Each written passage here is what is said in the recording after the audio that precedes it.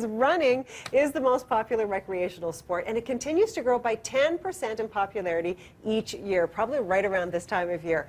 But about half of all runners suffer a running injury each year, and that's why Reed Ferber has come up with new technology that makes diagnosing those injuries easier and less expensive. Good morning to you. Good morning. Nice to see you again. You as well. So tell us a little bit about this, but first of all, why do these runners keep getting injured? Why are they so prone to injury, runners?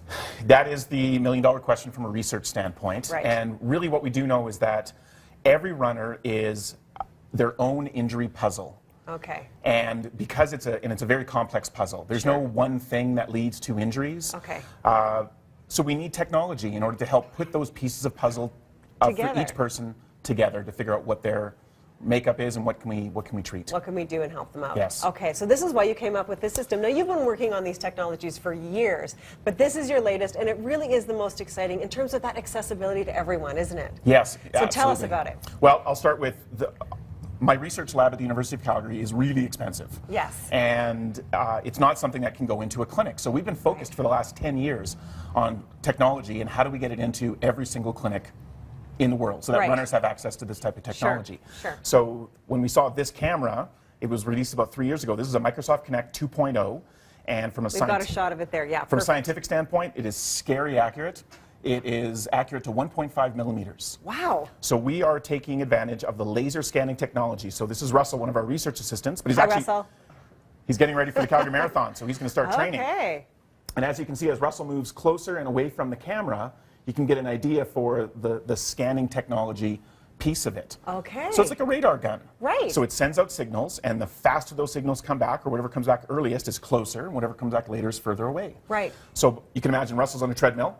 There he is, he's running. There he is running, and we're going to collect dozens and dozens of his individual strides, and then we're going to reconstruct him as a three-dimensional image. Yes. So we'll let this play. So this is Russell. Russell's in blue. Russell's in blue. Yeah. And you're comparing Russell to a norm. Yeah. Tell us about this. So we literally call him Norm. So Norm is every runner we've ever collected that's in our database. Yeah. And we've mashed it all together into this is how every runner typically runs. Right. So we're not saying this is how everybody should run. Okay. But we're saying this is how everybody does run. It's a really scientific yardstick that a physiotherapist, a chiropractor, somebody using this technology, they can use this to figure out, okay, what is going on with my patient? Right. So we calculate a number of variables like stride length and stride rate and run speed, and that's fine. But really the key to this is variance. So we calculate how much does Russell differ from the norm at each individual piece of time. So here you can see at that point in time, it is lowest. And you can see Russell matches up to norm really well. No matter what angle we look at, he has very good overall mechanics that are very similar to norm. However, if we just step back, at this point in time, right when he's toeing off and right when he's accepting weight on his opposite foot, everything's going wrong. Right, you can see it right there. Exactly, variance is really, really high. So by pinpointing the exact point in time where Russell varies from norm, from the normative standard, we can then pinpoint, and you can see, so Russell's overstriding. You can see it right there, yeah. So his left foot here, hopefully you can see that, his left foot is way further ahead than what's typically expected. Right. So either Russell has weak hamstring muscles in the back of his thigh, and they're not controlling his leg as it swings through. Right. Or he could have really tight hip flexors that are restricting the overall motion. So now, is this something that your physiotherapist, your chiropractor is going to be able to understand? Absolutely. So we actually wrote a whole textbook. Well, there you go.